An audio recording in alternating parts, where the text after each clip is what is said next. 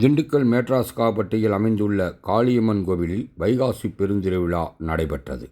அதை முன்னிட்டு பால்குடம் ஊர்வலம் நடைபெற்றது. திண்டுக்கல் மேட்ராசக்காப்பட்டியில் அமைந்த காளியம்மன் கோவிலில் கடந்த 20ஆம் தேதி சாமி சாட்டுதலுடன் திருவிழா தொடங்கியது.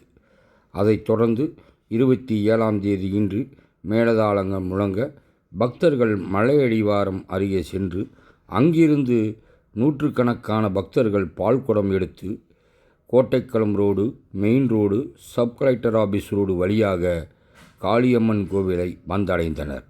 அதனைத் தொடர்ந்து அம்மனுக்கு சிறப்பு அபிஷேக ஆராதனை நடைபெற்றது. இந்த பால்குட ஊர்வலத்தில் குழந்தைகள், பெண்கள் உட்பட 500க்கு மேற்பட்டோர் கலந்து கொண்டனர். அதனைத் தொடர்ந்து இன்று மாலை கரகஞ்சோடித்தல் நிகழ்ச்சி நடைபெறும். 28ஆம் தேதி காலை அக்னி சட்டி எடுத்தல், பூக்குழி இறங்குதல் நிகழ்ச்சியும் நடைபெறும். இவ்வூர்வலத்தில் கலந்து கொண்ட அனைத்து பக்தர்களுக்கும் சிறப்பு அன்னதானமும் அருட்பிரசாதங்களும் வழங்கப்பட்டன.